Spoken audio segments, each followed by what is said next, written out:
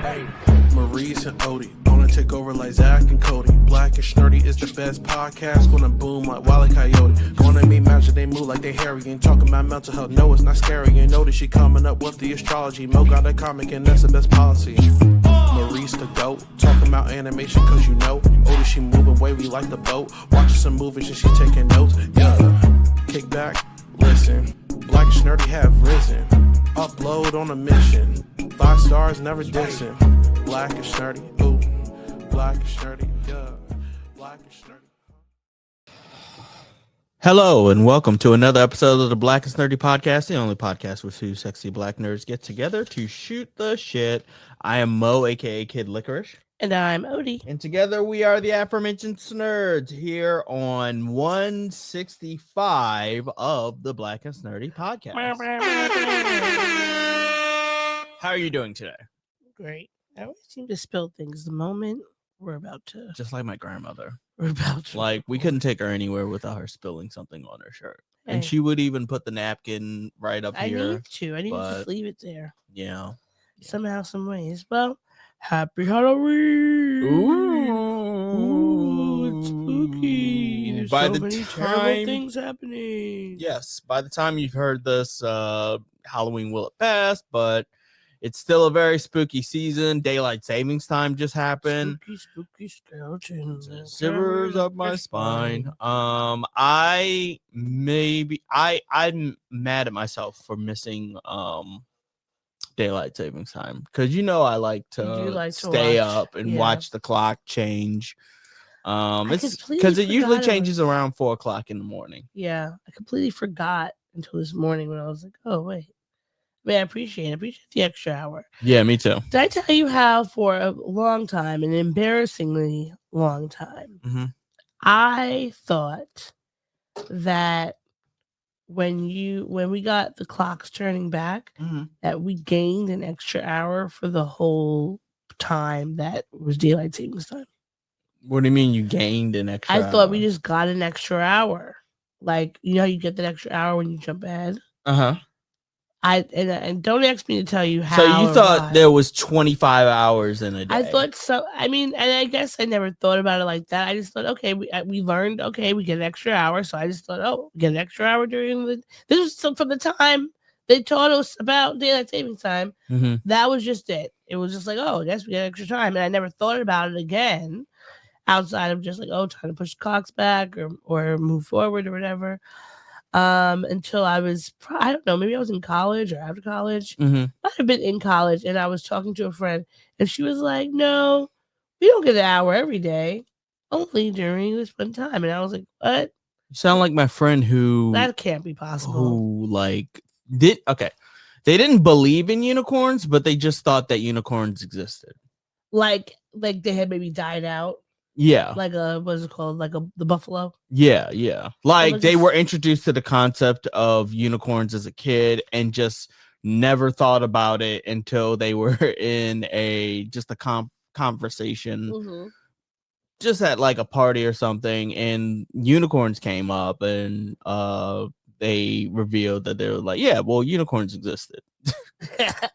Right? I mean, who knows? We don't know if they didn't exist. We just assume they didn't exist. I mean, we'll never be able to know. I'm surprised that unicorns don't exist now with the amount of radiation that has been. Yeah. Maybe they started dying out because of emitted into this world, That we're not getting. Like, I could totally see a horse with a horn. Like, that's something that I could totally see happening. I wouldn't be surprised if deer, is it deer that have antlers? Yeah, deers have antlers. Moose. Moose is plural. Yeah. Look at those moose. Yeah, yes. I was thinking of as told by Ginger at Camp Caprice. We don't say mooses, we say meese, and we are proud. So we sing our song out loud. My head is filled with so much useless bullshit. Yes, well, thank you to all of the great theme songs from the 90s and 2000s that are stuck in our head. Yeah. Speaking of songs, and this is the last random thing before we get into the show. The other day, I was listening to music. We were maybe listening to music or singing randomly with friends, right? Sure. And the Boys to Men song, what it's ABC BBD. Motown Philly. Motown Philly. Right. I love Motown Philly. Yeah. I remember when my mom got the album Mm-hmm. and we were so excited to hear that song. Great Sure. beat, the lyrics. Aria, stop it. It was like an amazing song, right? Sure. Do you know what ABC and BBD stands for? It'd be funny if BBD stood for Big Black, Balls. Yes, if Big Black Balls stood for BBD. Well, do you know who these? I actually don't know what BBD and ABC BBD. I knew he was saying something. I didn't know he was saying BBD. Well, You looked up on Genius? No. Okay. Because I don't use. You mean Genius? Oh, sorry. Genius.com. Genius.com. No, I did not look this up. I was singing this song and they were saying BBD. My friend was like, BBD is Belle Biv DeVoe. Oh, Belle Biv DeVoe. Duh. That makes sense. And then, let me see if I can find ABC is Is it a Belle Biv DeVoe song? No, but is it Mickey Bevins who found? Let me see who found Boys to Men. Oh, so it's a shout out to the person who discovered them. Yes. Okay. So Anthony Brian Crenshaw. No. I'm trying to remember. Dang. ABC Motown Philly. This stupid thing is annoying me so bad. Sure. Philly ABC. I'm also just gonna look it up on Genius. It's a name of like a group that like all the kids are singing or all boys can. The name of the group, because I looked it up so I could ask you this question. I wonder if Genius. Are you looking on Genius? Yeah, I'm looking on Genius. ABC. There we go. BBD. East Coast Family. All right. This lyric is a list of the 3 most popular R&B groups. Another Bad Creation. Yeah, Another Bad Creation, Yes. Boys to Men, and Belle Biv DeVoe. Now the thing is, hearing this, reading the line, Boys to Men, ABC, BBD, the East Coast Family. Yeah. It's when I'm saying it, I'm like, yes, makes sense. And you would be saying Boys to Men, Another Bad Creation, Belle Biv DeVoe. These are the East Coast Family. Sure. But I never looked farther into the lyrics besides thinking they were fun and hitting that beat with the song. And I felt like, do I need to have my black card revoked? This would be a good black card. I don't know, because like we were also young. Would your black card be revoked if you don't remember which specific day in September was Earth, Wind, and Fire? Do you remember the 21st night of September? But somebody like me grew up thinking the very first night in September. Yeah, well, that was because you weren't paying attention. Okay, so you weren't paying attention? No, I was paying attention, but to this songs. But maybe I wasn't paying attention enough to be able to. BBD. I wasn't paying attention enough because saying I didn't realize he's calling out people. I just think he was just saying letters. I never thought about it after hearing the song. Now, mind you, again, when we first heard these songs, we were young. Yeah, we were obviously the Earth, Wind, and Fire song had came out way before we were born. Yes, so we had been hearing it from the time we were little, but not really processing. This Motown Philly came out when we were probably like 5 or 6. Sure. Okay. So we weren't really processing it. And I just feel like, wow, how could you know a song, love a song, like dance to it and sing to it all the time. And then one day, a freaking Mack truck of information comes out that you never thought about before. I mean, it happens more often than you would. I think so, because I mean, even when a song comes out when you're like a teen or an adult. Yeah, this came out April 30th, 1991. Oh yeah, we were babies. Yeah, 2 years old, 3 years old. Mm-hmm. We were babies when New Jack was swinging. August? Is it August? I said April. April. Okay, so you were 3, I was 2. Yes. All right. Well, that was my random facts section. Random facts section. I don't have a drop for it, but the closest thing I got is I won't know. I don't want to hit it in case I hit something that's inappropriate. What could you possibly be having on your drop board? It could say, "Oh, brother, this stinks." Oh, so that's true. Yeah. Well, and then you'll look at me a certain way, and I'll be like, "I didn't mean to do it." Is that recording? No. It's not going. We don't do that anymore. We do it straight to here. Oh. Yeah.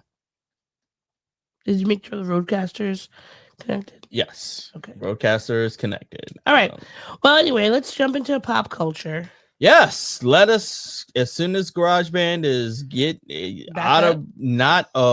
getting away from me and my screen, I will do pop topics. When you want a hot meal without a big deal, what are you gonna pick? Pop topics. All right. Where are we starting? Well, we said Happy Halloween at the top of the show. Yes, Halloween. It is spooky season. And one of my favorite things about Halloween is, yes, the candy is cool, but it's the dressing up part.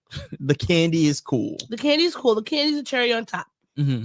But being able to go outside dressed in whatever random thing you want to wear and be like super unironic, just like, here I am.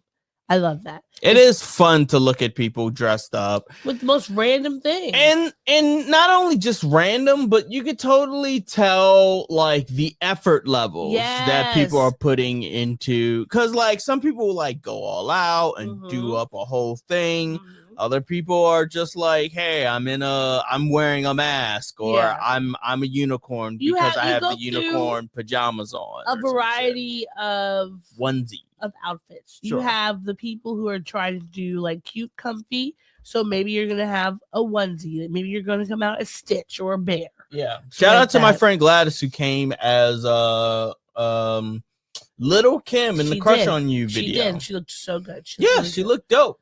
And then you have people who want to be funny, so they're going to be in like an inflatable. Yeah, which there were lots of inflatables. There were a lot of inflatables. Did you see the inflatable chipmunk outside of the bar? I didn't see the inflatable chipmunk. I did see an inflatable cow, and I think there might have been an inflatable dog, or maybe it was a dinosaur. There was a lot of inflatables I saw. I love the inflatable costumes because it's so much money to put into a generic costume. Well, sometimes I think that the because cost, it literally was just like, it's not like an elaborate thing. It's more elaborate. Yes, it is funny because you see this freaking moose in a costume and it's like billowing dancing, everywhere and everything like that with all the air coming through. I love seeing the fam, like when people do character costumes with like their group. Like I saw when Tamara and I were walking to the museum, we saw this family and there was a peeling banana, a carrot, and I couldn't tell what the other kid was, but it was super cute. It was a little family going trick-or-treating. We saw so they were fruits and veggies? Yeah. Okay.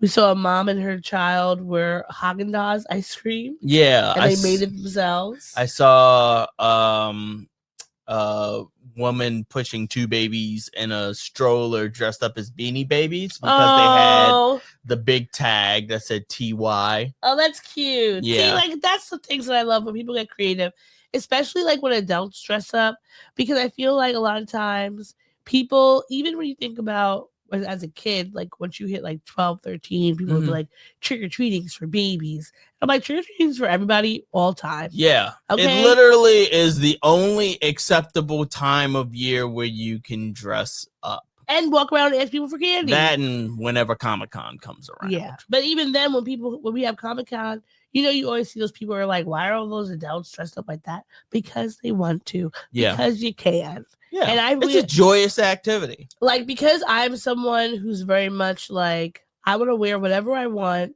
regardless. Like, I don't care if you don't like my tutu. I'm going to wear it, unironically, regardless of what time of year it is, because that's what I wanted to fucking wear. And I feel like I wish more people, specifically adults, would have that about themselves. Like, you don't have to be so worried about what other people think about what you're wearing. Just like wear the thing, right? Well, you're what do you call it? You are a clothing freedom person, so I believe that Halloween is right up here.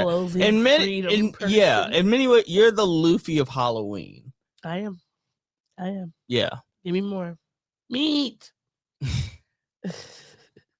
That too. You're Luffy in that way too. So all right. So someone that did a great job this year is a person I love to follow on social media. Their name is Wisdom K. Have you seen their videos ever on social? No. So the way that I found out about them a few years ago, I want to say it might have been during the pandemic, during quarantine when we were all inside the house, where they were started coming up with these videos.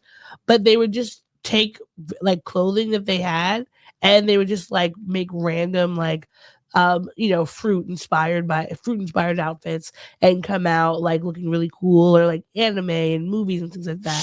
So I always look forward to see what they are wearing, but this is what they came up with for Halloween. Okay.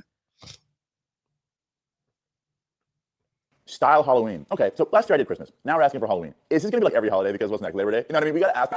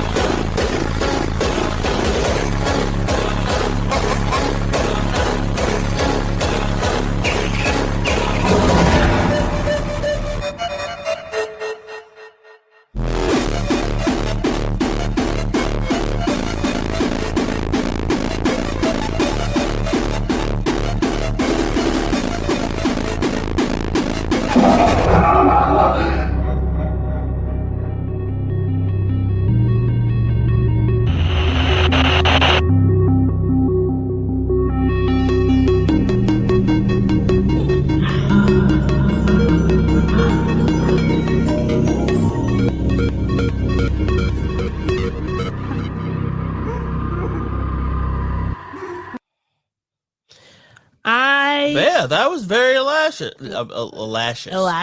Yeah, that was very elaborate. I have not eaten a lot today and have only drunk vodka. Anyhow, continue. No, I loved it. Like, he's and the production quality of his videos. He's had, even though obviously as he's gotten more popular, the production has been able to spend more money on it. Yeah. But his production value, when you watch his old videos, still have always been amazing. Yeah, like he's always going all out. Like, you could tell he's spending hours editing, and but like both the editing and the ideation of the clothing he's gonna wear. Sure, yeah, because the concept of the actual clothing. Because it's like, these are things obviously you could wear out. Like, they might be a little bit more like dressed up, but you could wear them to imagine these at a Halloween party. Like, you look real good. Yeah. And it's like something where you look really cool, but it's not the same like whimsy in Halloween, because you don't look silly. No, it definitely gives like more of like a high class couture Halloween. Yes. I was gonna say more pretentious Halloween.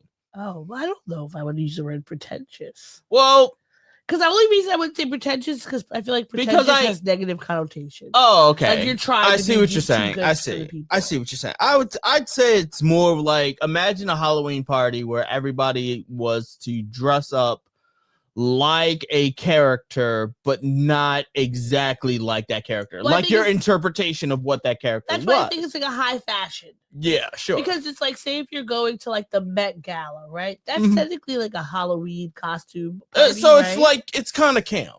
Exactly. Okay. So campy. And speaking of the Met Gala, it is outrageous that he has not been. I don't think he's been invited. If has been, it's only been once, because I don't think I've ever seen him on the red carpet for the Met Gala. Well, I mean, it's still like the Met Gala. No, but you the know Met what I mean? Gala Like invites influencers like him. Do they? Yeah, they do. They'll invite people who just like online have a presence, specifically like, say for instance, for fashion. Mm-hmm. They're not gonna like, you're not gonna be a freaking. You're not gonna be ISO Speed. No. I can't say his name. ISO Speed. ISO Speed. Not him. But someone like Wisdom K, who's like actually like does fashion, you'll see people like him on there, especially these white fashion influencers. You'll see them there. So why has he gotten a invite? And if you're gonna pick somebody, if I was gonna pick somebody for the board that like people don't really know and is a celebrity or whatever, I would pick him, because he is someone I would like, fashion wise, never misses. I've never seen him do a video where he's like doing something, I'm inspired by X, and I'm left confused. I'm left feeling maybe poor, because he does a lot of good. I love the way he does like high-low fashion. So maybe you have a Margiela jacket, but like Gap jeans, and he makes it and he turns it into a really cute outfit. So instead of the entire outfit being expensive, just one article. That's high-low fashion, because you don't have to have. The thing is, with fashion, you want to get quality pieces. Sometimes those quality pieces might cost $500, but you can still find a quality piece for $100 or $50. Sure. You just have to be able to know how to shop, know how to look at tags, what things are made out of, etc.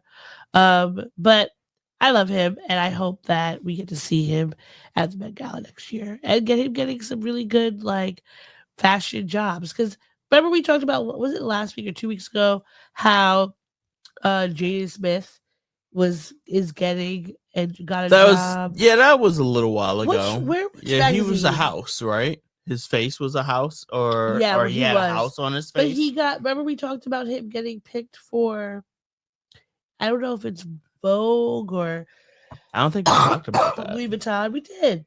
No, we talked about him dressed up as a house. I don't think we talked about him being chosen. He got hired by Christian Louboutin. Okay. He is going to be like overseeing.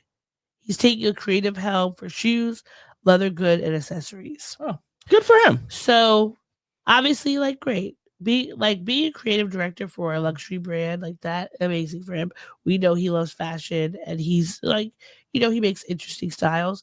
But someone like Wisdom K, to me, is more deserving of that job, because they've been able to create art out of their clothing with little like assistance, because you don't have the budget. You just have your creative ideas, and whatever you got in your closet, you're making it work. Okay. So I thought that was cool. Shout out to you, Wisdom K. We hope to see you on runways and all the fashion things throughout the world, because you deserve it. Yeah, sure. Okay, so where are we going next? All right, so this is, I guess, a kind of a update a little bit. You remember Luigi Mangione? Yeah, what did what has society labeled him as? A freedom like fighter?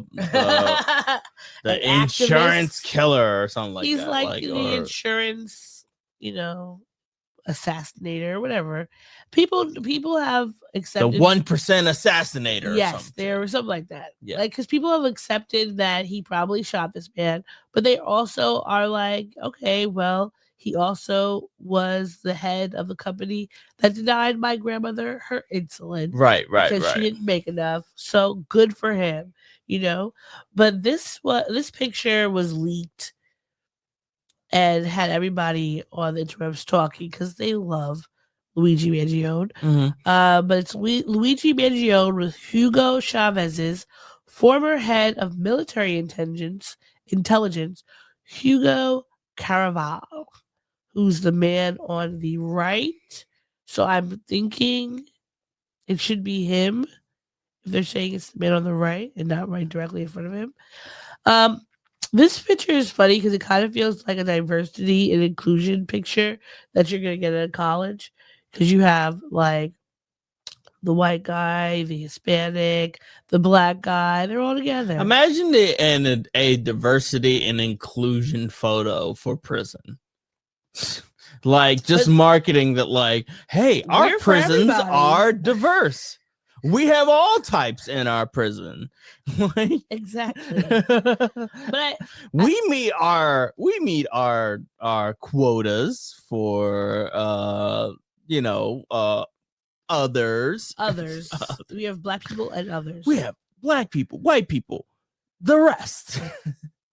But people were saying how interesting this picture was, mainly because, like, in jail, it's very segregated, like, yeah, of course. You come in and you stick with your race of people. That's it. Like, there's usually not a lot of overlap. And so folks were saying, like, look at how Luigi Mangione is able to connect people. Yeah. Across the spectrum. Yeah, it looks like the Burger King kids menu mascots. Do you remember BK kids? Yeah. Do you remember all of them? Like, there was one in a wheelchair. Yes. There was it called the Mighty Kids meal, or was it McDonald's? Mighty Kids might have been McDonald's. But I remember, they always were trying to, like, it's not just for babies, it's also for big kids too. Yeah. Big kids can eat our pink slime too. Yeah, you get 6 pieces instead of 4. But I thought that was funny. All right. Moving on to some, I guess we call it good news, but also kind of sad. Misty Copeland has retired from the ballet. Oh, okay. Last Wednesday, she retired from the American Ballet. How long has she been doing it? It's been. Let's see. So, how long has she been doing ballet? Yeah. Like, what does her career span as far as, like, when she's gotten on the stage to when she's getting off the stage? So she's been dancing for about 30 years. She started training at 13 and started performing professionally in 1995. Okay. So she had been with the American Ballet Theater for 25 years when she retired. Sure. She was the first Black female principal dancer in the company's 75-year history. So at her retirement, she had a lot of, like, cool people there. Oprah Winfrey and Debbie Allen gave speeches about her, which was amazing. I love Misty Copeland. I actually went to see her at Restoration Plaza because she had a book signing a few years ago. Okay, so you've never seen her perform? No, not like in person. Okay, gotcha. But I got to go to her book signing for her memoir, and she was really nice. So I'm congratulating her for, being a ballerina for 25 years with the American Ballet Theater. It is a huge feat. And I hope that she finds some joy and happiness in this next stage of her life. That's really cool. Yeah. Do you like ballet? It's not necessarily for me. I've seen enough ballet productions to understand the appeal. Yeah. But it's just not necessarily for me. Yeah. Like it's more of a comfort thing. When I see people dancing, I want them to be comfortable, and ballet is just very uncomfortable for me. For one thing, I know you're not necessarily on your tippy toes. Well, you are at some points. You are at certain points, but it's like more so those your knuckles. flat, those flat. It also did a number on one of the people that I used to date way back in the way. So like I have a skewed view of it, just being like, man, did she have ugly feet? Yes, she did. Very ugly. Well, because the ballet is really tough on your feet. It's very tough on your feet. Yeah. And that's what I'm saying. Like it's what do her feet look like? Do you know that song, Grandma's Hands? I used to sing Grandma's Feet. Just be like, like they've gone through some shit. They've seen the war. Like they've gone through a lot. Well, Misty Copeland, Grandma's Feet, during her final bow, she said it's been 25 years at ABT, and I think it's time. When she was talking about her retirement in June, she said it's time for me to move to the next stage. You know, I've become the person that I am today, and have all the opportunities I have today because of ballet and because of American Ballet Theater. I feel like this is me saying thank you to the company. So it's a farewell, but it won't be the end of me dancing. Never say never. I hope she goes to like the Black Theater in Harlem, Alvin Ailey, because that would be cool. Not to like necessarily perform, to but like to like teach. help out. Yeah. Because I mean, I remember when I was little, I wanted to be a ballerina, but like there were no black ballerinas, and not to say that like, oh, me not seeing any black ballerinas that would ever made me say like, I don't want to do this. It was just more so thinking of like, could I be a black ballerina? Because I never saw. It was a lot of pressure and anxiety to be like, could I be the first black ballerina? Yeah, you just never really see them. So it's nice. Misty Copeland was a great adage, and I'm sure there's so many black ballerinas now because of her. Yeah. Someone said like, oh yeah, actually, this is something we can do. All right, are you ready to move on? Yeah, I am. All right.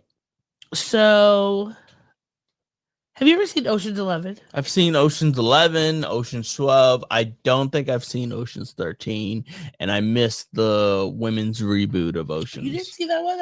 I didn't. With Rihanna.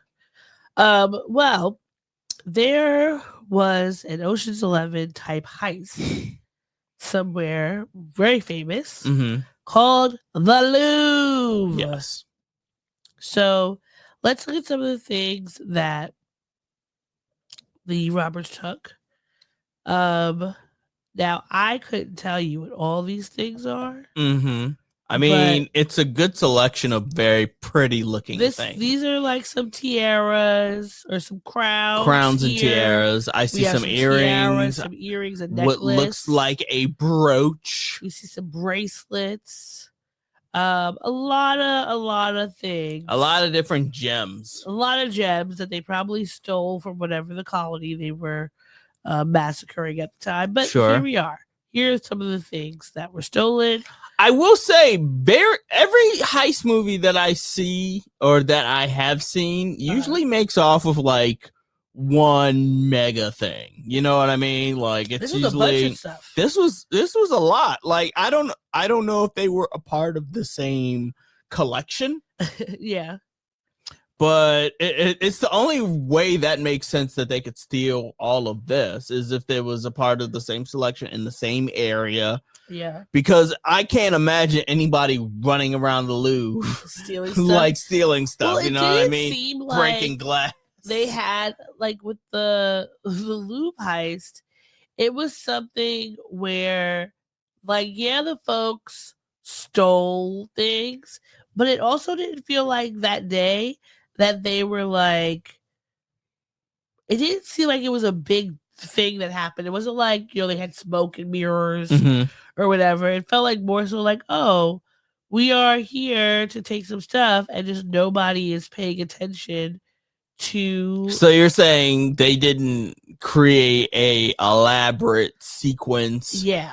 In which they recruit different people. That did happen. Somebody says, "You son of a bitch, I'm in." One of the people, it's their last job before they go legit. Yeah. Mm-hmm. And they got suckered in because it sounded too good to miss. It was too good to pass up. It was like, go out with a bang. You have to You have to go out with a bang. You have to black is what I was about to say. So this guy here is one of the detectives.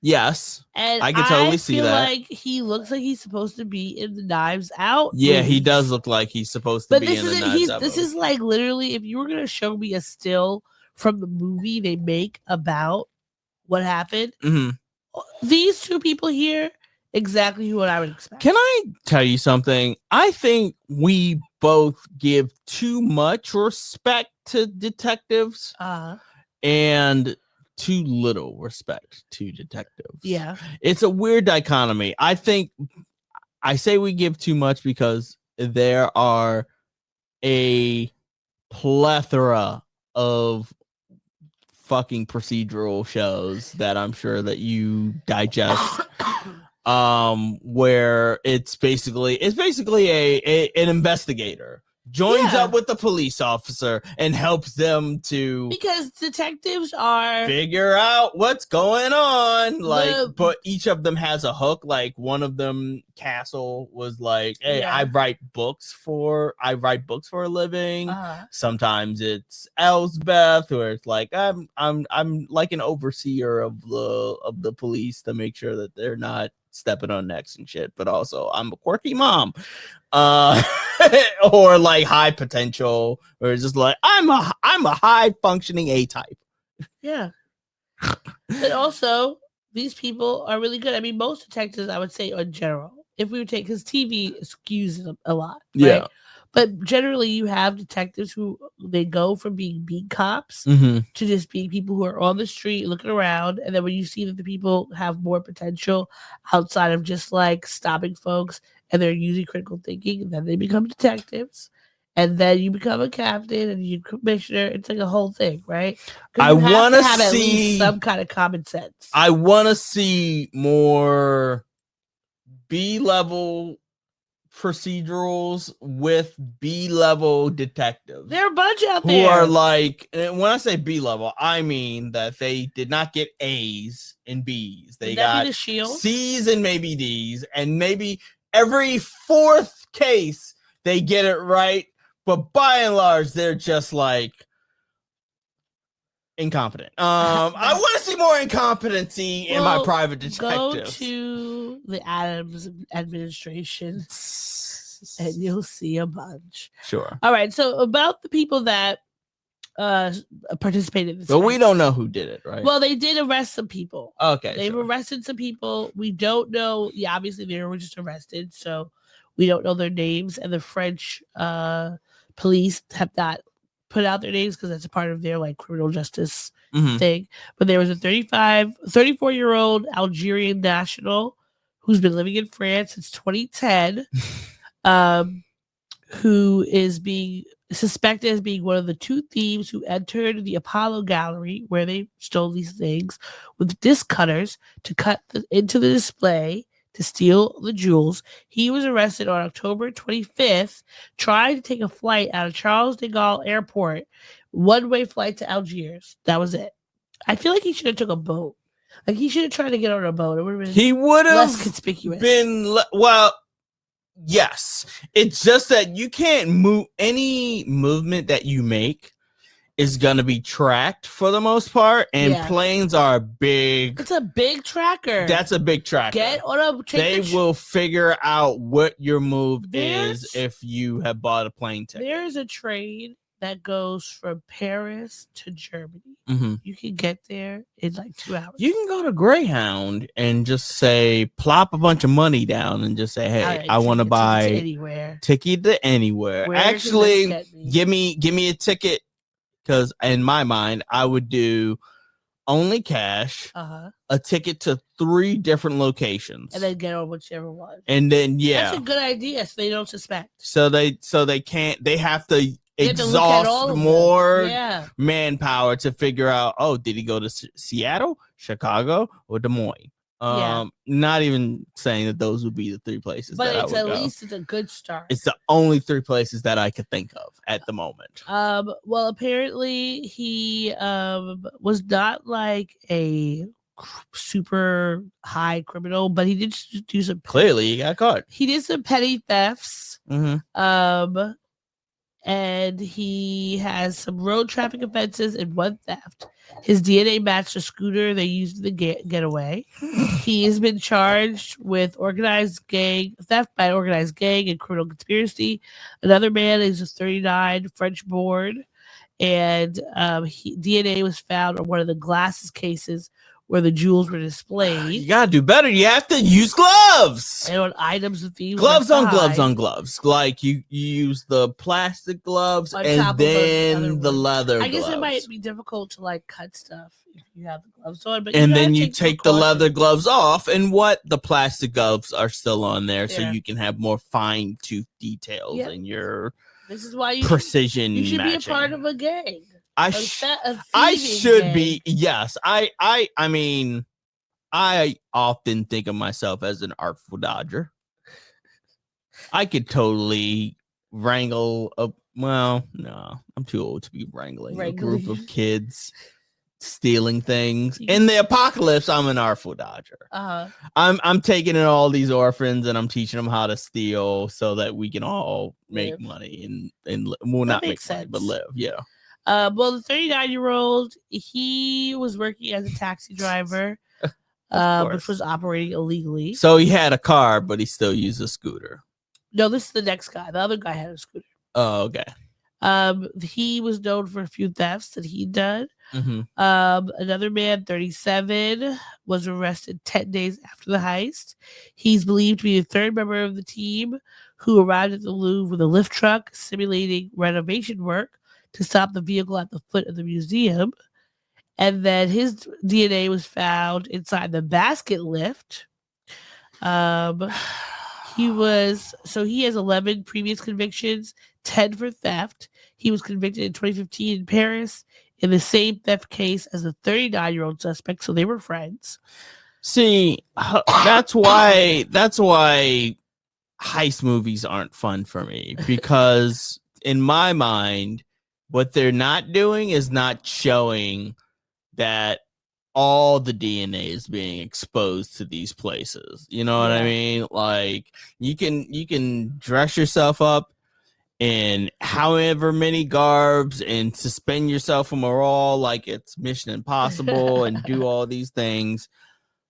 But what's not being covered in those movies is the fact that they're spraying DNA everywhere. Like, you gotta wear a mask. You couldn't, because you cough all the time. So you just have DNA being spread everywhere throughout every instance of the robbery. And someone's like, oh, look, a saliva sample. Yep. Just belongs to Odie. And they're going to come and get you. Well, the 4th person is a 38-year-old woman who was arrested this past Wednesday, is the long-term partner of one of the people. They also have children together. She's denying any involvement. They found some DNA at the place, and she's saying, her lawyer's saying it's due to DNA transfer. So that it was like maybe she held something that her partner held, and then he got it on the basket. Who knows? But obviously, the police are trying to get they got the jewels back. I'm guessing if they didn't say exactly if they did, but I would assume if they arrested these people, if I stole things, I would like dig somewhere around a property that I know. So you would have buried treasure. Yeah. Yeah. I gotta put it somewhere that they're not gonna realize. Like Blue Street.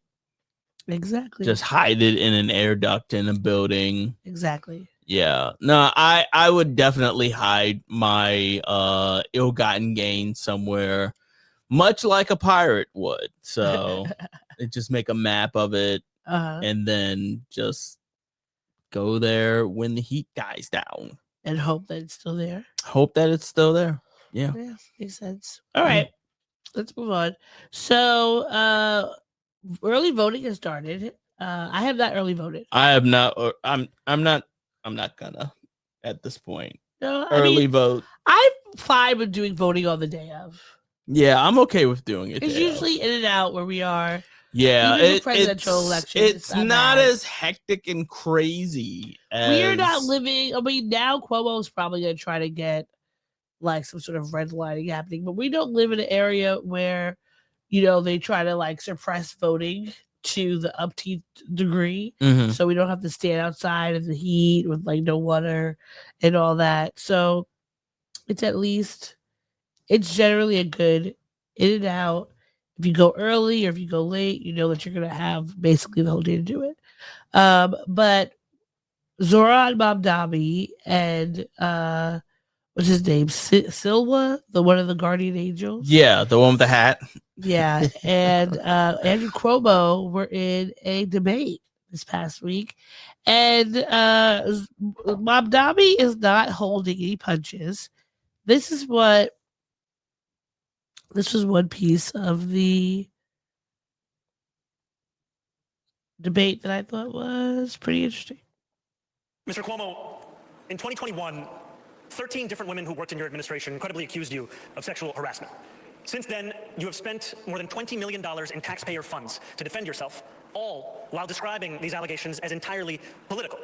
You have even gone so far as to legally go after these women. One of those women, Charlotte Bennett, is here in the audience this evening. You sought to access her private gynecological records. She cannot speak up for herself because you lodged a defamation case against her. I, however, can speak. What do you say to the 13 women that you sexually harassed?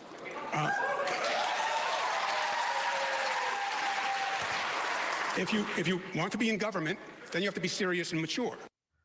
That's an answer. He gave an answer. That's what he came back with. That's wild. That's the wild. answer. You gotta be mature. So maturity is all about sexual harassment.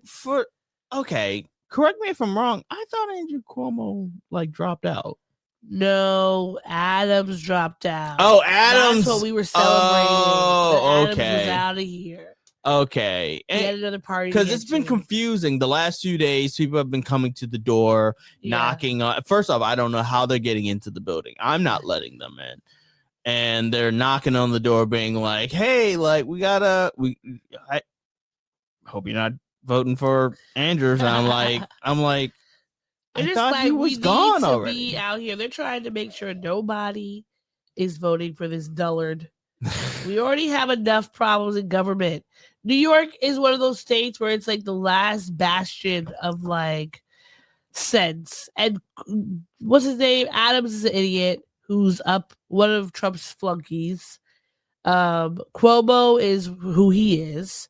So we need to have somebody else in there. We need them. And yes. Not to say that I believe that Zohran Mamdani is going to be just a savior or whatever, but do I think that it has been a long time since anybody in politics have made me felt like they're some sort of savior, the next big thing. You know what I mean? I don't think we should ever think about any politician as our savior. We thought about it with Brock. We did, but we were young and dumb. We were young, dumb, and full of hope. Yes. And so I think that I love when people talk about politicians. You shouldn't have a bestie politician, right? They should be, these people are public servants.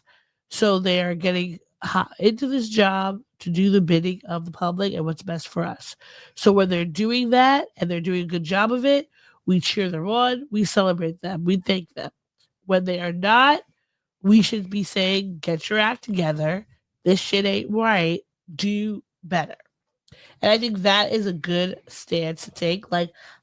For right now, I love that Zohran is going to different places where the elderly are and in our communities and dancing with them and doing work and drinking coffee and stuff like that.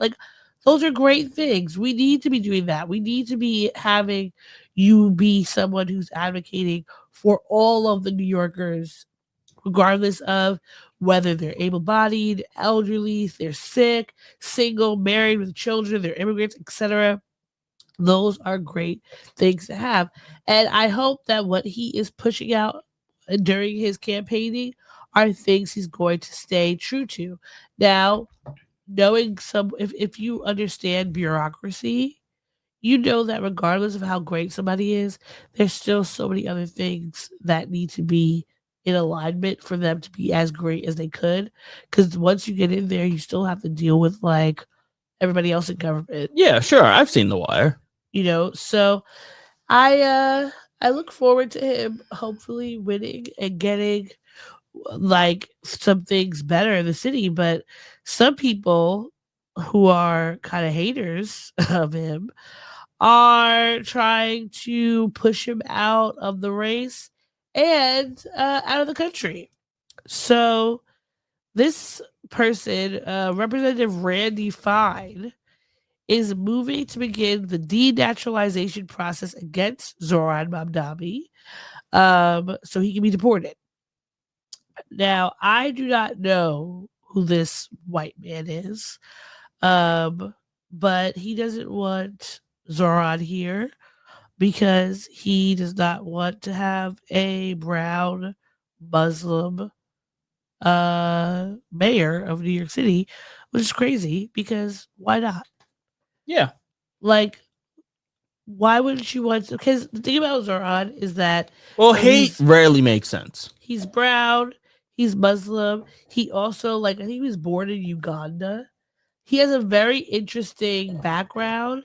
And it's like these are the people that you want to be at the head of a city like New York, where you have people from everywhere. They're going to have appreciation of everyone there, recognizing the different types of cultures. Straight white man is the last thing that New York mayor should be. Exactly. Straight white Christian man. It's been a while since we've had a Christian man, let alone, you know. No, we've had enough white ones. We've had enough. Yeah. Picks anybody else because they're not doing anything but bullshit. Yeah. Speaking of bullshit, Trump is demolishing a section of the White House, which I don't think that's allowed. I know that you can make renovations in the White House. I didn't know that you could destroy the outer parts of the actual White House, because that doesn't make sense. You know what I mean? Like, it's a historic building that has been here for a very long time and has stood the test of time. Like, if you could just rebuild and redo stuff in the White House, like, not in the White House, outside of the White House, like at any given point, what's the point of having a White House anyway? What's the point of having such a historic place? So, okay, apparently, under a law known as the National Historic Preservation Act, federal agencies are required to examine the impact of any construction projects on historical properties. Specifically, Section 106 requires the agencies to undergo a review process, including getting input from the public. Lyndon B. Johnson signed this into law in 1966. Because we were having a lot of development in the U.S. So that is a part of it. But according to Section 107 of the Act, 3 buildings and their grounds are exempt from the Section 106 review process: the White House, the U.S. Capitol, and the U.S. Supreme Court building. But in the past, presidents have voluntarily submitted their plans to the National Capital Planning Commission before they begin construction. Trump did not do that. So Trump said that it won't interfere with the current building. It will be near it, but not touching it, and pays total respect to the existing building, which I'm the biggest fan of. I don't know why you need to destroy a piece of the White House for a ballroom Why do you need to have a ballroom? The White House seems like it's pretty big. It's Like you'd think that you would be able to have how big of a big does a ballroom need to be considered a ballroom? Trump said it will hold up to 900 people. That's too many people for the a price will be about $250 million. Oh, this is a way for him to make money, which he said he and private donors will pay for. Jesus. I feel like this is crazy. And like, listen, the White House is not something that I'm like, oh my God, this is an amazing historic place. Why? It was built by enslaved people. So delete it as much times as you can, and if you want to. The problem is that we, the taxpayers, are going to be paying for this.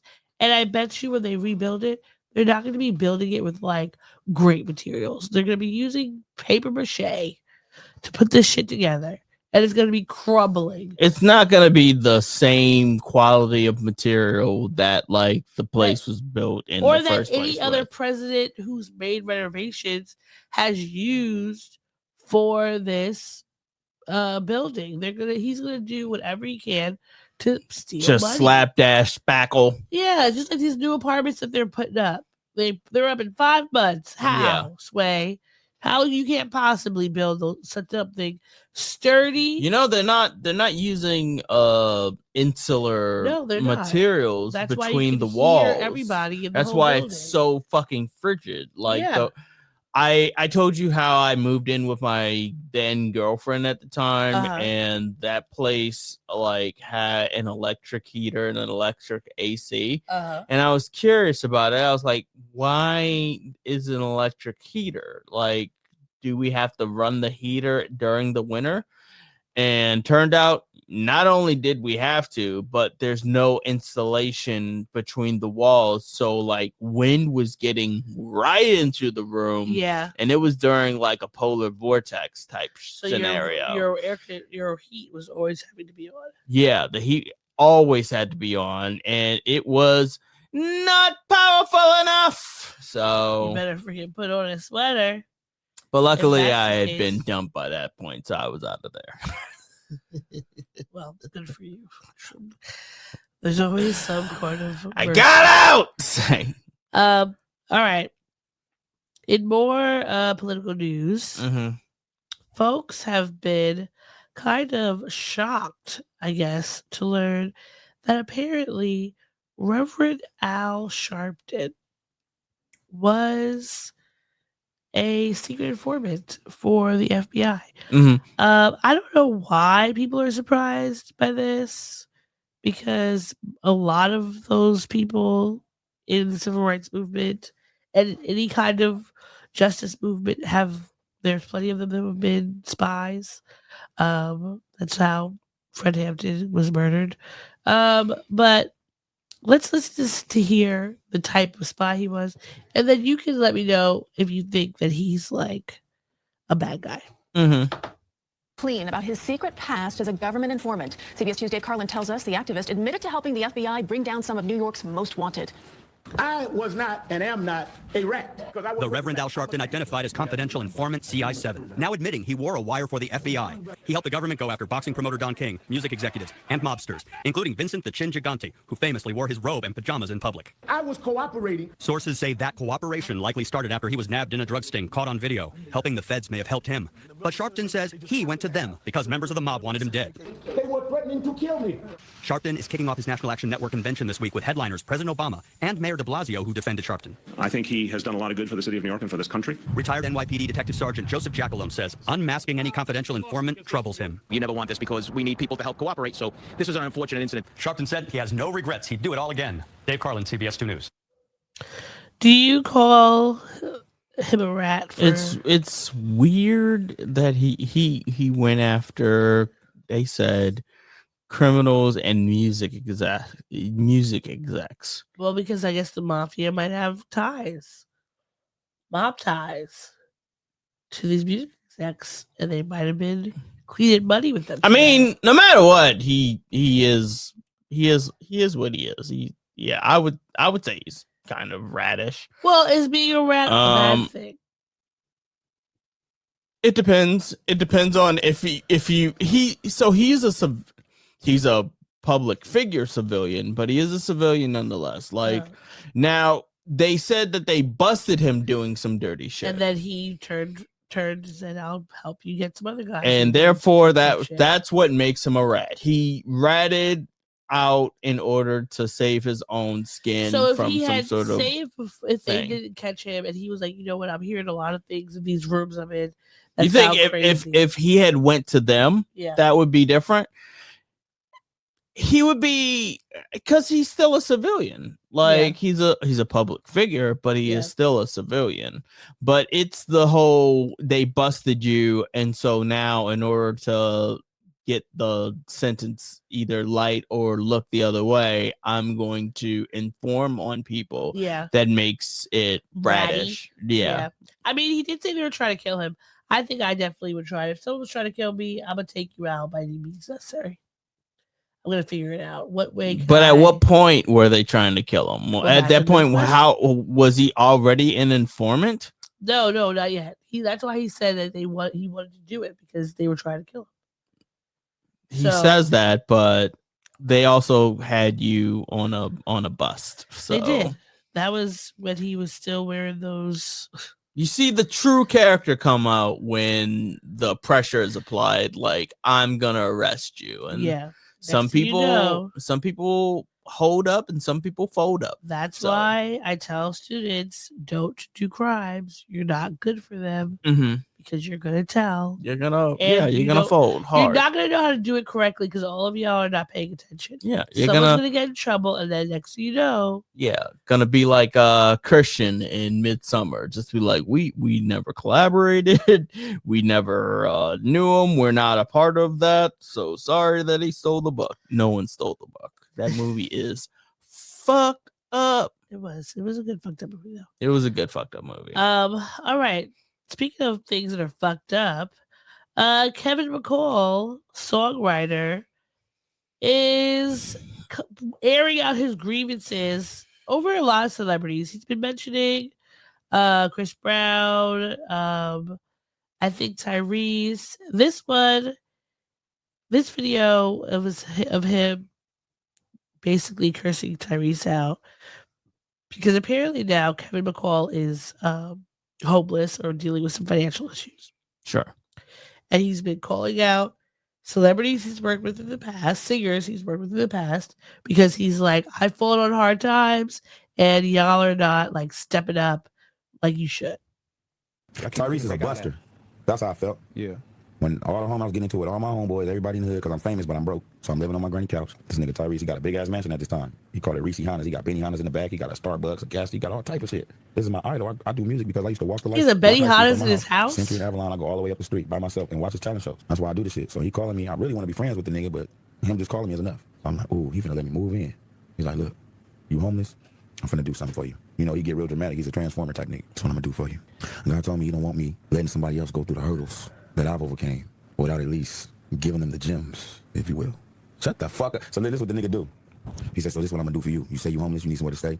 I'm thinking Cuff and say, I got a 4-bedroom, I got a mansion. He say, call anybody, a friend, anybody. I'm gonna get on the phone 3, I'm gonna say, this is Tyrese Gibson. And I stamped this message. I said, if you don't get the fuck off my phone with that weirdo shit, I don't mean to laugh. What do you mean? You do mean to laugh. That's funny. That's hilarious. I'm sorry, but there's something funny about being like, oh my God, I'm a wealthy person. You're on hard times. This is what I'm going to do for you. Call your friend and let them know that you know me, and that'll get you housing.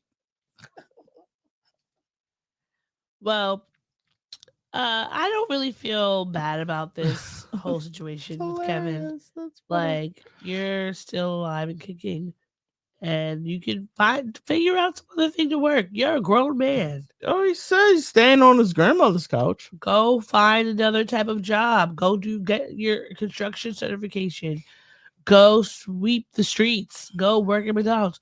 There are any kind of ways that you, as a grown-ass man, can find work if you are struggling in your current predicament. So it's Tyrese is a clown, but like him not offering you to stay in his house, like who cares? Also, as Kevin McCall's been going around this teary tour he's been doing, crying on people's podcasts because he's so broke. Something has been, I couldn't remember how I knew of Kevin McCall because I was like, what has he done? Like, who is he? But I knew he was like a rapper, and he has worked with a lot of singers.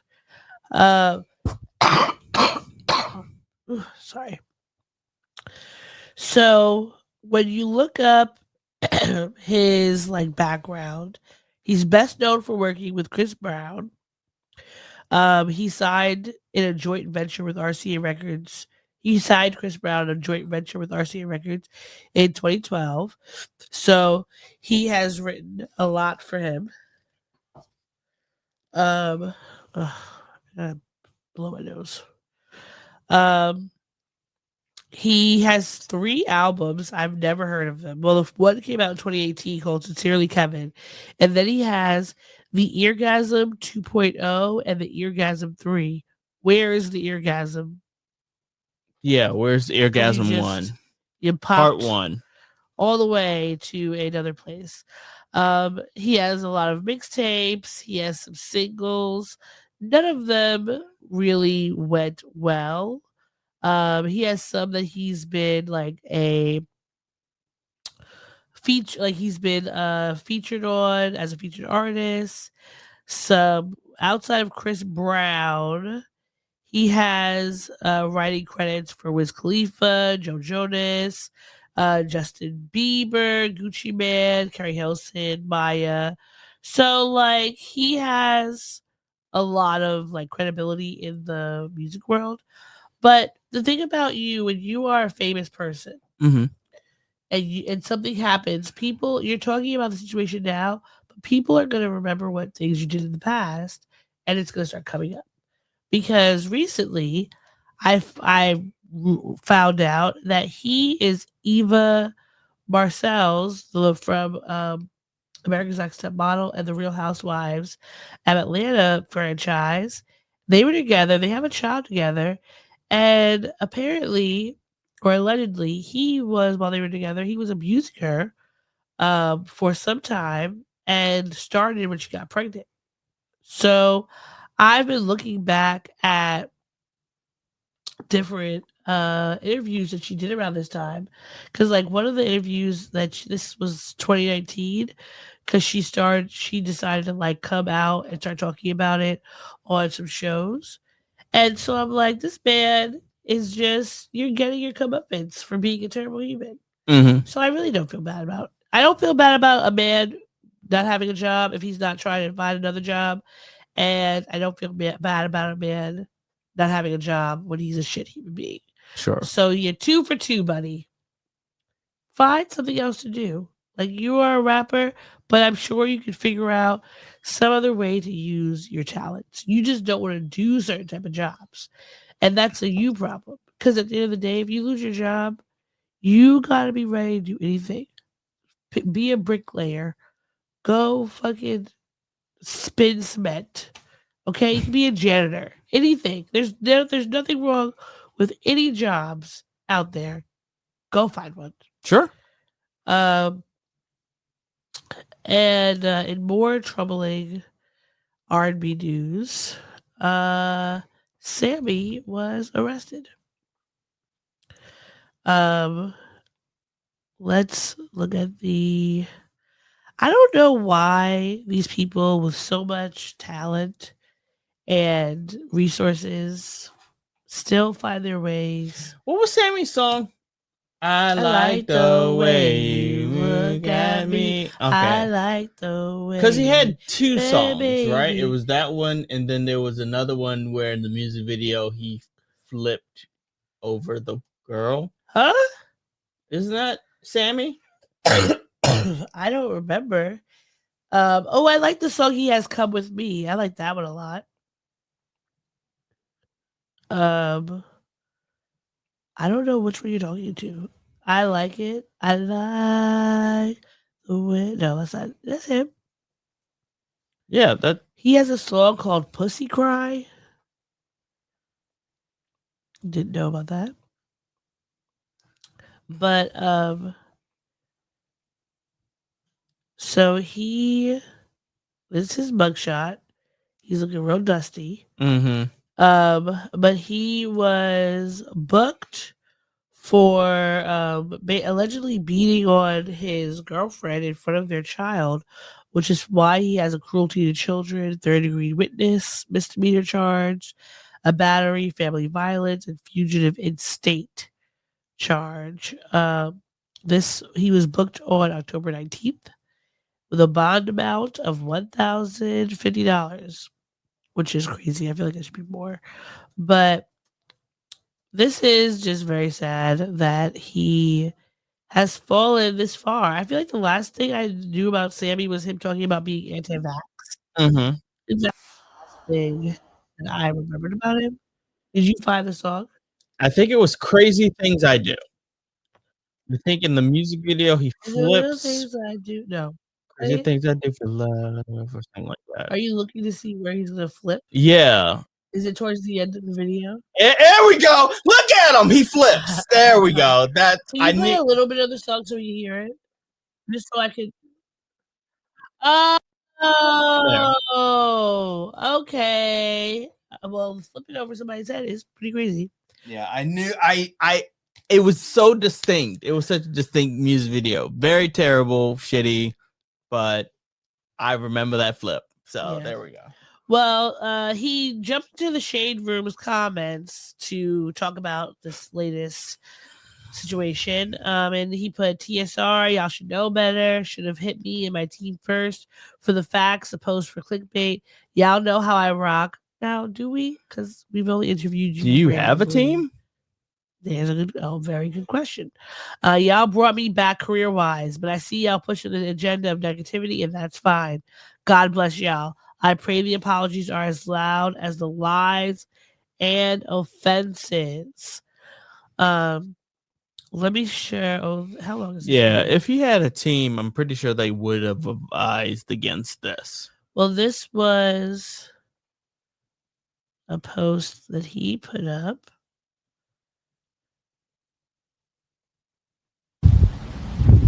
Happy Sunday, first and foremost. I'm gonna let God. Happy Sunday, first and foremost.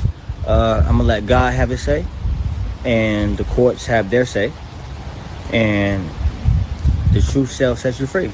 Love. I appreciate y'all. Thank y'all for the concerns. Love. Okay, that's enough of that. So, is God having his say about you allegedly beating up your girlfriend in front of the baby?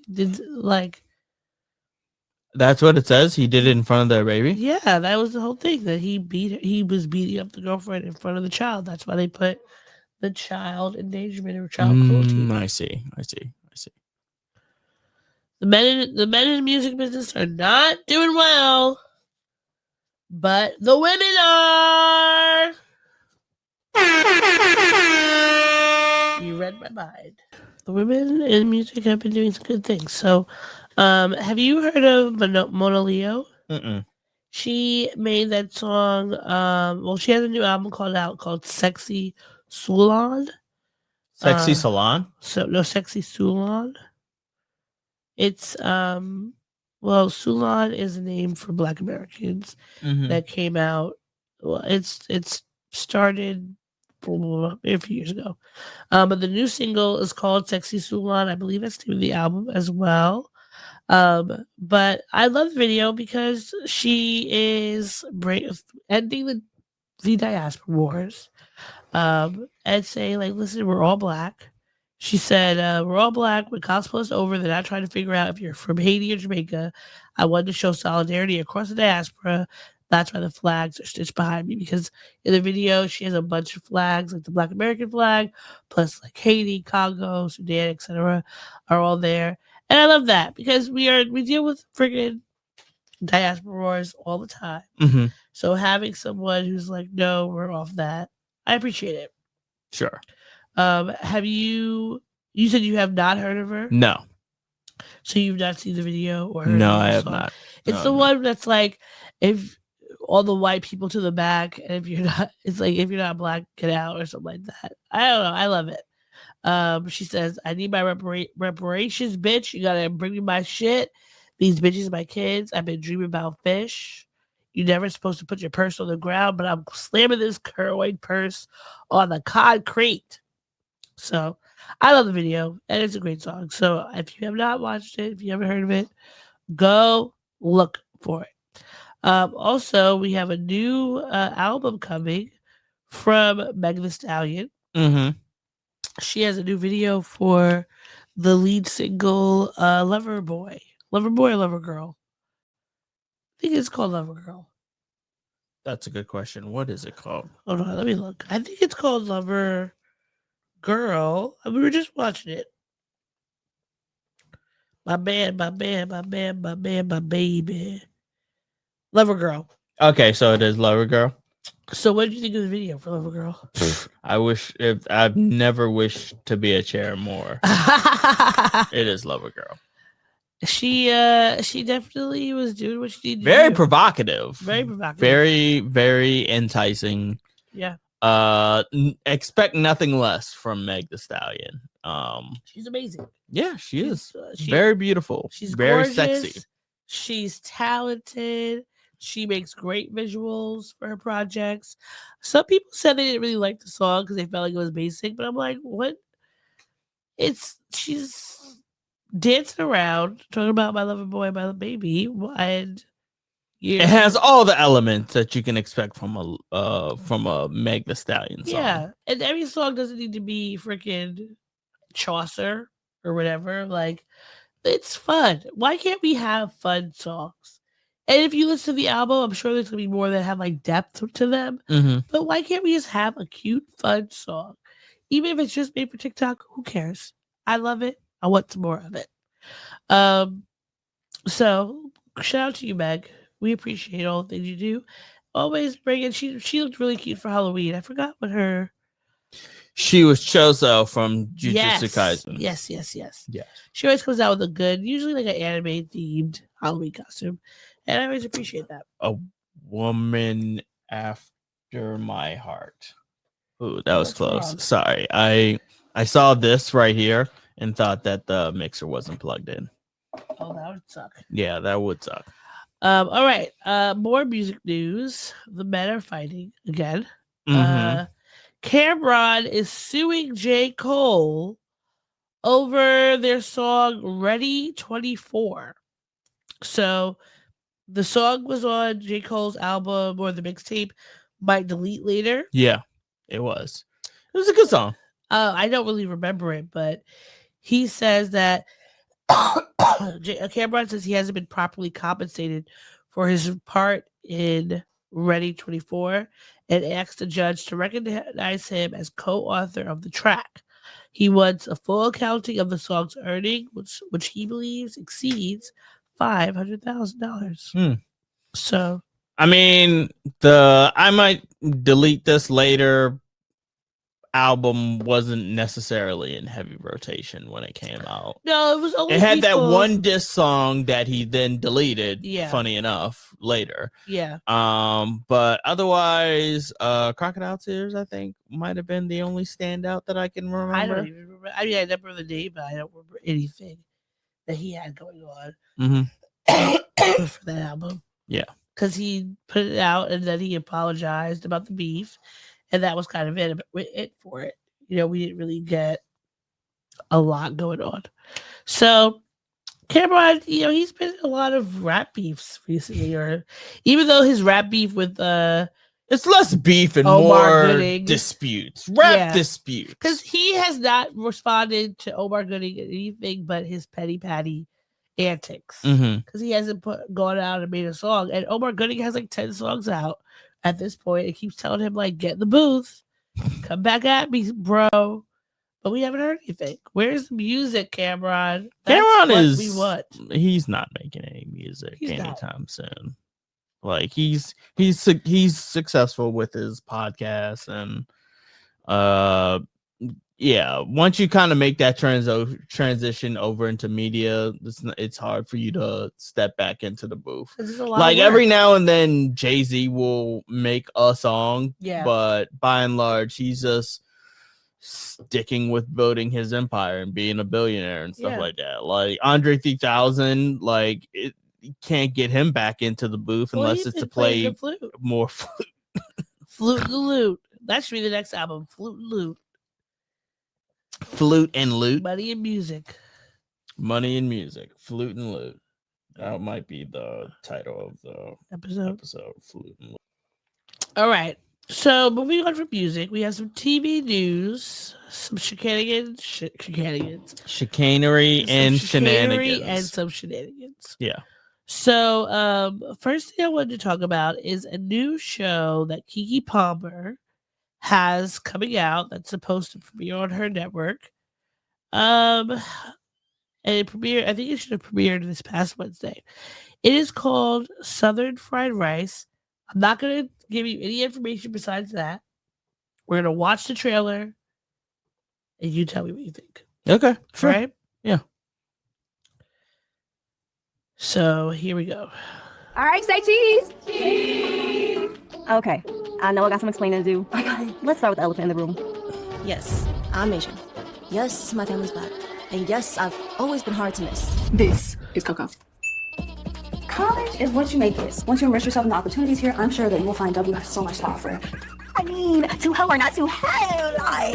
Don't forget who you are. Coco, that girl, Jackson. For a lot of people, this is hard to understand, but black culture is the only culture I know.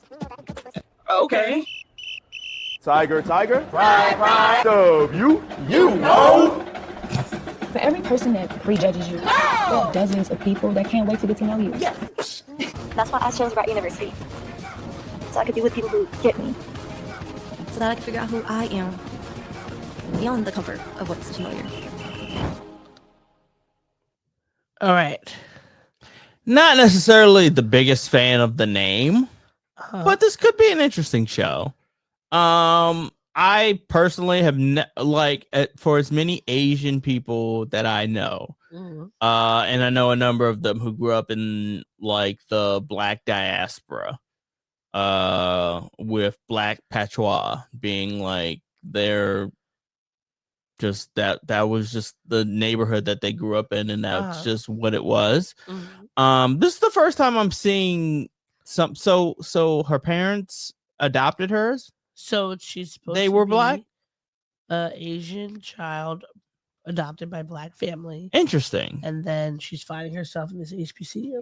I find that aspect of it interesting. Yeah, because it's something we've never seen before. I've never seen that. I wouldn't even know what reference point to. And there's not like at Howard, there were Asian people, North Asian, South Asian. There were Hispanic people.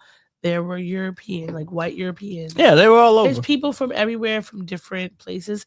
That part is not weird. But I do feel like centering an HBCU experience around this Asian woman is weird.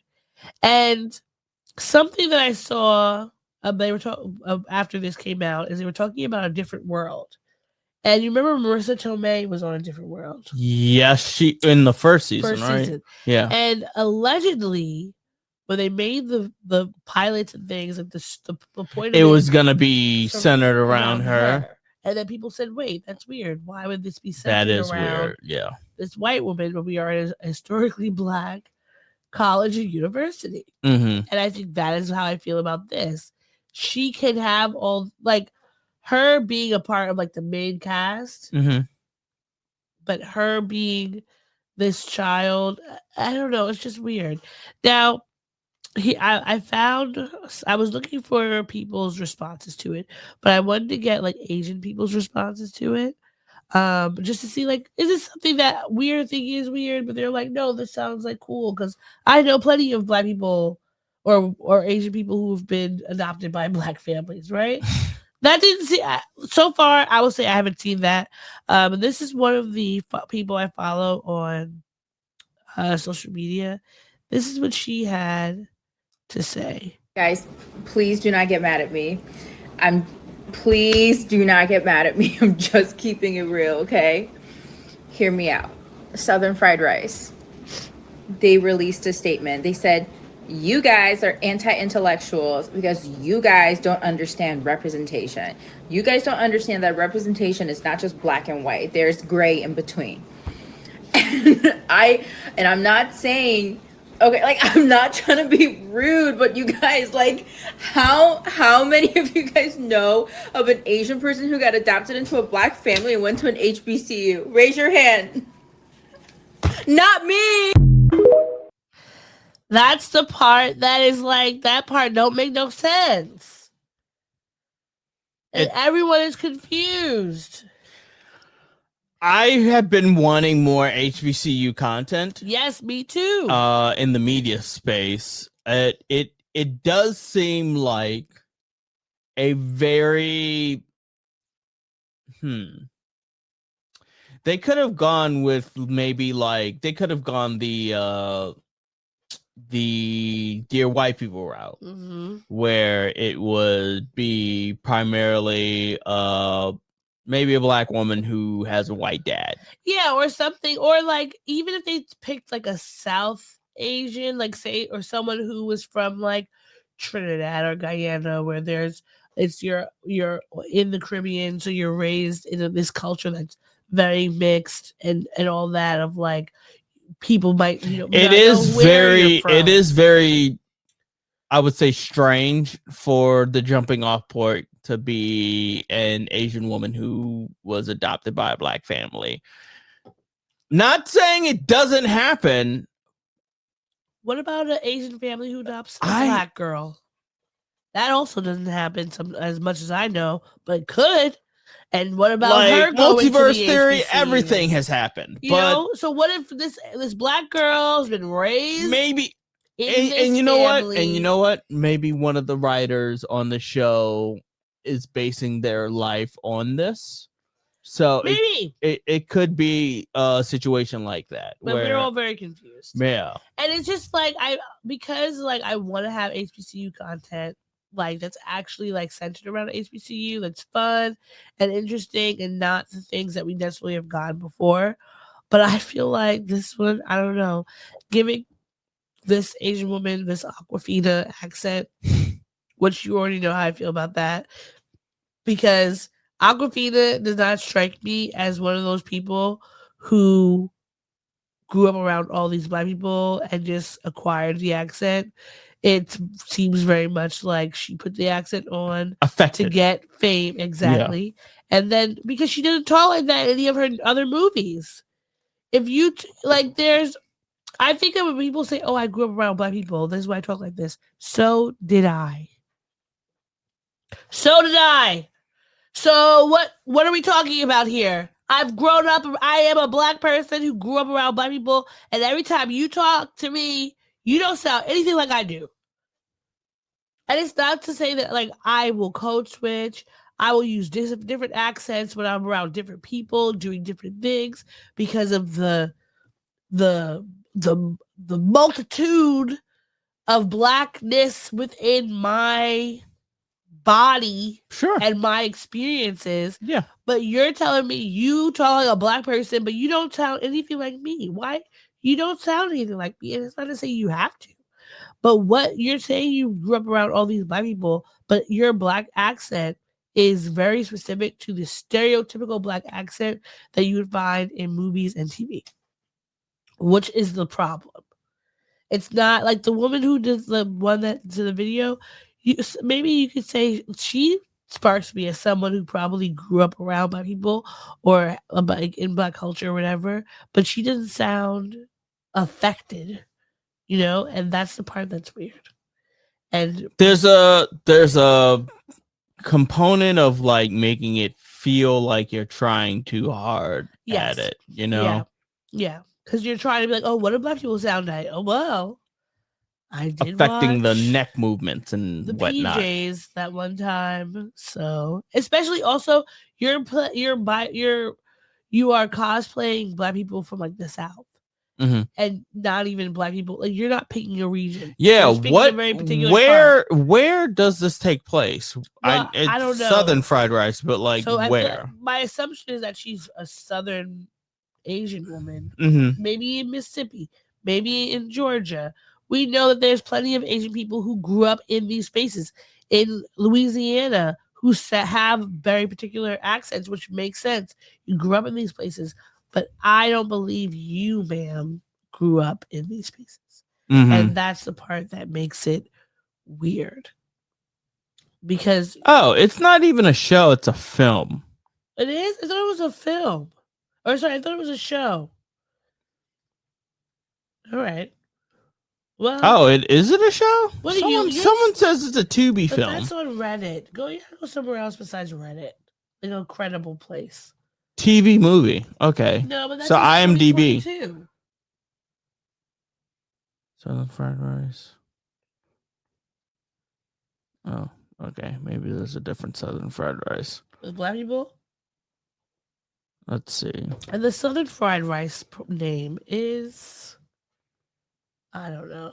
That's weird. Okay. I can't find what I'm looking for necessarily, so we can keep it going. All right. Well, hey. Let's see how it is. I will say I'll watch it. I will watch at least one episode or the part of the movie if it's actually a movie TV, whichever one. I'll watch it and I will give my opinions. Okay. Just to see. Because I'm not going to write it off. Keke Palmer is trying to do a thing. Let's see if it's worth it. Right? All right. Moving on to more TV news.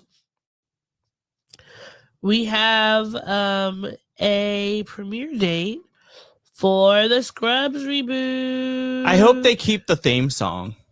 Oh, I hope so too. Yeah, it's a good theme song. I'm no Superman. But it's coming back on February 25th at 8 p.m. Nice. Fantastic. So, original stars Zach Braff, Donald Faison, Sarah Chalk, Judy Reyes, and John C. McGinley will all return. With a new cast that includes Vanessa Bayer and Joel Kim Booster. That's interesting. Which one is Joel Kim Booster? He's the gay Asian man from SNL. No, you're thinking of Boone. Is his name Boone something? Bowen Yang. Bowen Yang. Yeah. But yeah. Oh, no. I know this guy. Okay. Yeah. From Fire Island. Yeah, from Fire Island. Got it. Oh, he's Korean. His name is Kim Junmin. That's a nice name. I like it better than Joel and Kim Booster. Yeah, he talks about in his stand-up, he talks about how he was adopted by like Mormons or some shit. Of course, they're always trying to adopt colored children. Yeah. All right. Well, I look forward to watching it. That should be fun. Yeah, it should be. All right. Speaking of more TV, we have someone who will be departing from their long-standing position, Gayle King. So she has been on the morning show for more than a decade, but is expected to be departing as an anchor of the program next year. So they're saying that Gayle may shift to a different role at the news division that is being thoroughly overhauled under the new Paramount Skydance regime. Her existing contract is set to expire in May. And CBS might want to keep her on board, maybe do something else, but she's probably going to be stepping down from that position. Right. Is, Paramount and all these huge places have been doing a lot of bullshit, so we'll see what happens. Sure. And then YouTube is making some changes. So if you watch YouTube, like it's always been a place for you to go and watch random things that have been there for ages, right? Home movies, pranks, skits, etc. Everything's there. But apparently they are rolling out some updates that are going to change the resolution of some of the videos that have been uploaded. They're gonna do some upscaling. Yes. So if there have been videos that have been uploaded under 1080p, they're going to be moving them up to a 4K. Nice, fantastic. But you wanna see the original quality? Yeah, I want to see the original ones, and because they're using AI for this, it has me nervous. Because I don't know if I told you a few weeks back, my cousin was asking us to send pictures of our grandparents because they wanted to do some AI cleanup stuff with them, right? So, we sent him some pictures, and I had some pictures that I put in AI, and I was like, "Oh, can you clean this up, make it less fuzzy?" And with Gemini, it was okay. They didn't really clean it up too much, but it still looked like basically the same picture. But with ChatGPT, it made them look like different people. What do you mean? Like their faces were different. Like it wasn't keeping who they were. If I was looking at the pictures, it would be like if I was making the TV movie version of my family. Like they look kind of sort of similar, but you're definitely not the same person. Sure. So I'm worried that would happen to the people's videos. I've seen some upscale. Okay, so of course I'm the one who has to bring this up. I think video upscaling could be fine. I've seen some video upscaled versions of porn that I know from back in the day that like would be fuzzy now. They've used some video upscaling, and it looks like the people look the same. Like it looks well done, I would say. And it's YouTube, so I imagine that they have tons and tons and tons more money than just your very basic porn site. I wonder, like, you have all this money. Why can't you just hire actual people to go in and fix the videos? Like, well, how would you fix it? But you can't tell me that people. How would they go about fixing a video from like the 1980s, 70s, 60s, or something like that? Who you can know, go in and like make edits to like update the video. You can edit the scenes, but like you still have to. This is not like Ted Turner going in and colorizing things. Like it's actually going in and making the video quality, stretching it out, and then filling the pixel gaps with what would be there. You know what I mean? Like an editor wouldn't just be able to do that. So a person can't do that. No, a person can't do that. If they're going to do this, I just hope that they're doing it in a way that does not. I don't want people to. I don't want to go back and watch a video, and then it's off. Like, you know, like if they have these videos. One, I like the VHS quality. I think that's cool to see the different qualities from different eras. Because we have those tapes from the 1980s, the 70s, the 50s, the 20s. Like, it's cool looking at them in their different quality. But I also, like, how are you going to do that without messing up the actual video? And, like, don't change people's faces. Don't change things in a weird way. Oh, we were watching upscale videos yesterday. Remember when we were looking at the Child Play trailers and stuff? Upscaled? Yeah, those are upscaled. So if they could do it in that instance, for the wider format of the television, if they can upscale it and not change, like, and keep it close to its like what it was, that would be fine. Yeah, that's fine. It's just like I'm scared that they're gonna like change it to make it like not the people. Upscaling is a more like routine process than you would realize, because like we just got finished watching Practical Magic. It wasn't in letterbox form. It was in widescreen. It fit the TV, and it was pure. They upscaled that probably. All right. Well, I'm glad to know that, because I was just worried really that they were going to take the videos, put them in an AI thing, and then they were going to come out looking like kind of sort of the same. No. And that's bad. I don't want that. No. But also, please download your VHS quality videos just so we can have a recollection of what it looks like. Mm-hmm.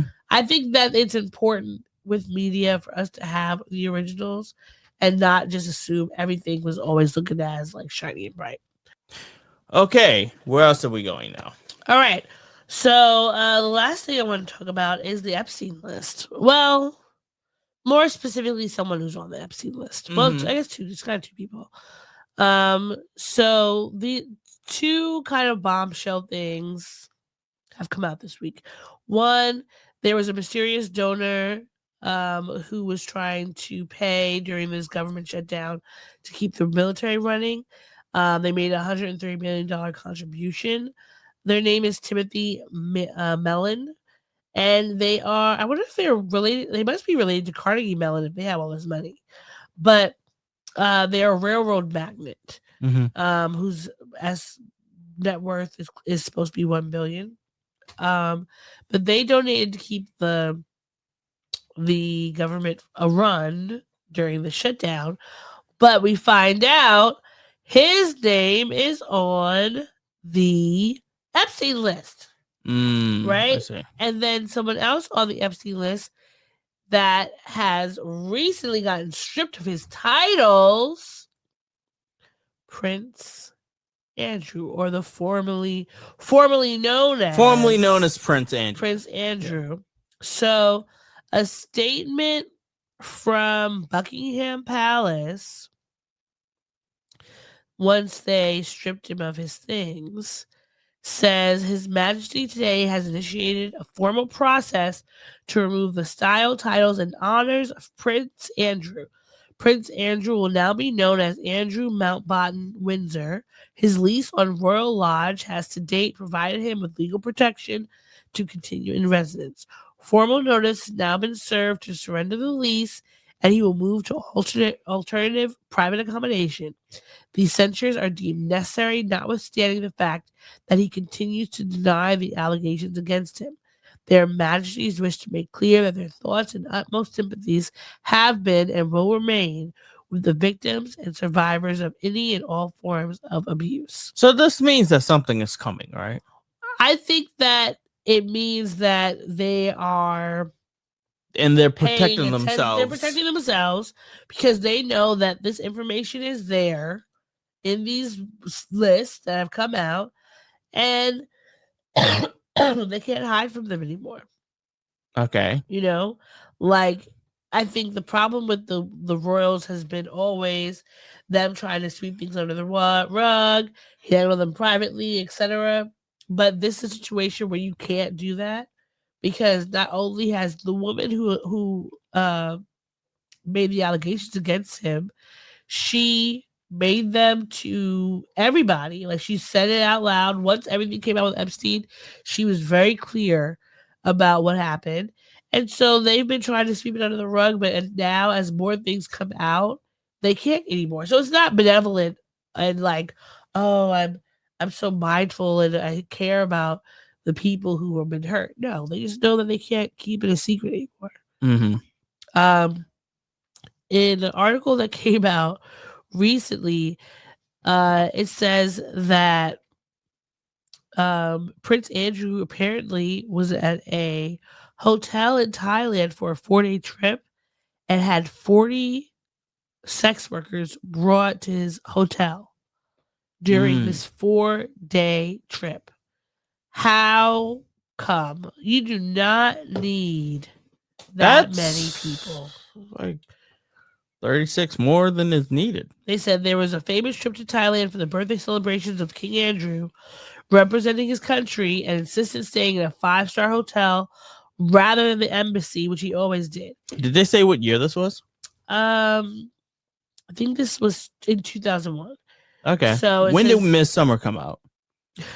Because it could have been a scenario where he wanted one person to have sex with, and then everyone else to just like empathize with and make the same groaning noises and be naked around. For those of you who don't know, I just watched Midsummer. Midsummer. And it was very good. It's the only thing that's on my mind right now. Like It was a lot. It was a lot. Watching a lot of YouTube videos about the ending and explanations and stuff. It's a trip. Anyhow, but yeah, that's too many. That's too many people involved. But apparently in 2001, how much money do you have? Why are you paying 40 people? Andrew was 41, having a midlife crisis, and allegedly started chasing lots of women. And he used his excuse as a trade envoy to go on these trips. And so I believe that's when the 40 women came to be. Mm-hmm. And it's too much. There's nothing wrong with sex work, but there is something wrong with you going overboard. And if you're in Thailand, you know he was hiring women who were not yet women. Because in Thailand, that's a big deal. It's the sex work there's young girls, young boys. Like there's a lot of trafficking that goes on there that people don't realize. So you can only imagine like what was happening there. But like, fuck you, Andrew. Nobody cares. Nobody cares. Nobody cares. Nobody cares. Are you looking for the drop? Nobody cares. Nobody cares. Nobody cares. And to think that the way that the crowd couldn't even let Meghan and Harry leave for their own like safety and stripped away their titles. Meanwhile, this man's over here being a fucking sex pest to the nth degree. Yeah. And they only just did it. Yeah. They only just stripped away his titles. Look at how racism works and rears its ugly It's head. crazy. It's crazy. All right. We can move on to the things that made us angry. Okay. Shall we talk about the things that made us angry?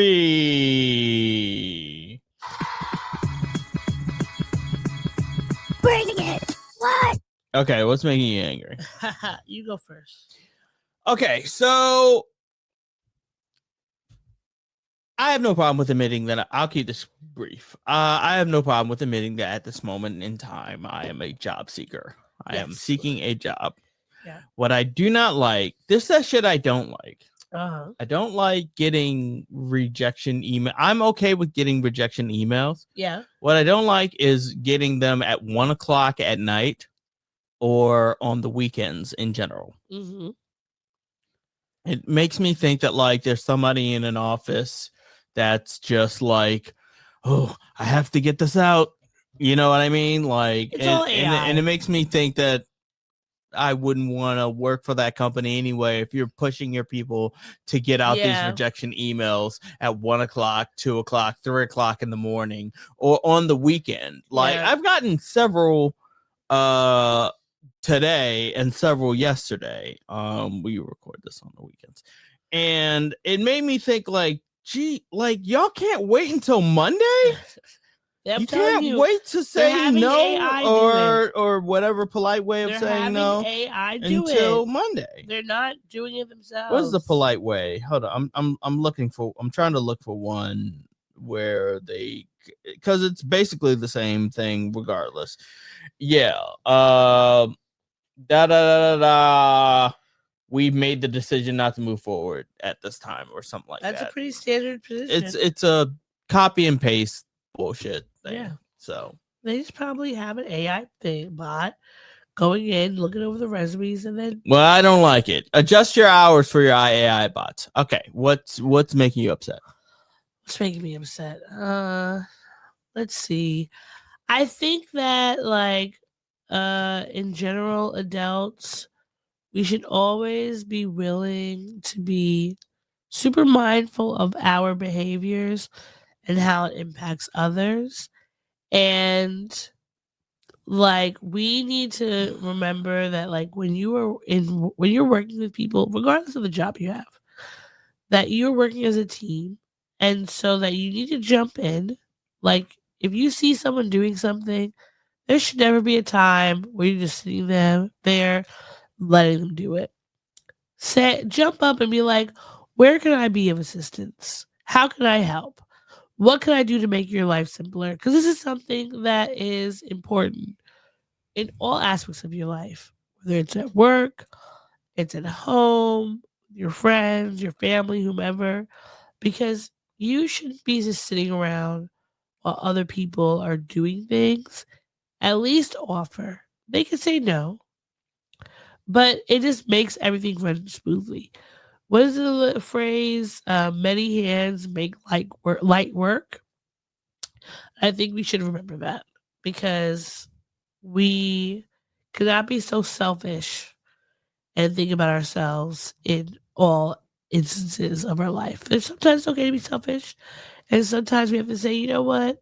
Let me be of service. Let me help. Let me put my 2 cents in to make this thing move faster and go smoother. Because then it makes everybody's life easier, you know? That's it. Okay. Now we can get into the things that made us happy. I'm the baby merchant. Tots are us. What made you happy? No, I already answered first for the last one. What made you happy? Number one, my best friend Tamara was here, and we got to go to a great party with Fun with Friends. Shout out to you, Fun with Friends. You guys did a great job. We went to the Brooklyn Museum and got to see a beautiful art exhibit by, I think his name is Seydou Keita, a photographer from Mali. So go there to the Brooklyn Museum and look at it if you haven't already. And then going to spend our day Halloween with Danny and Keith. That was really fun. Yes, it was. But also what's making me really happy, Nikole Hannah-Jones is opening the North Star Books and Bar in Bed-Stuy in 2026. So she's opening up a Black bookstore, and I'm very, very excited. We need more of it. We need more Black bookstores. We need more Black people doing things. I'm very excited. So, the people who are working on on the bookstore are the ones who did Bedvine. You've been to Bedvine before. Yeah, I've been to Bedvine. So they Rotimi and Ayo Akinoye, who owned Bedvine Wine, Bedvine Brew, and Bedvine Cocktail, and DJ Johnson, who's owner of the Baldwin & Co. in New Orleans, are going to be creating this bookstore. I'm very excited. So I look forward to it. It's going to be amazing. And we need more books. We always need more books. We always need more Black ownership of stores. So I'm looking forward to it. Yeah. Yeah. What Should be about fun.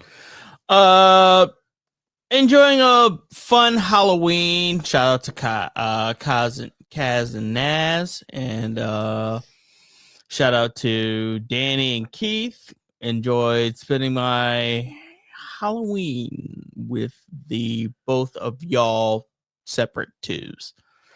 And that's about it. That's about it? Yeah, that's about it. All right. If that's everything, that's everything. Yep. If that's everything, that's everything. Thank y'all for listening and watching the podcast. We will be back next week. And until then, take it easy, keep it sleazy. Proper goodbye. Goodbye. Bye.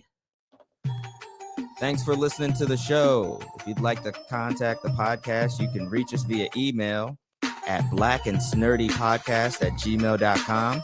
You can also find us on Instagram and TikTok at Black and Snurdy Podcast, as well as on Twitter at Black and Snurdy. You can find me, Maurice, on all social media under the handle Licorish is Legit. That's LICORISH is legit. And you can find me on Instagram. It's that's OD THATSOD.E, and on Twitter, THATSOD_E. And don't forget to like, rate, and subscribe to us. Tune in next time to the Black and Sturdy Podcast, where nerds of a feather flock together. Remember, bye. Boy. Not yet. No, this is keeping it. We're keeping this in. Don't forget to take your meds and your subs and drink water. Bye. Bye. I actually want to keep that.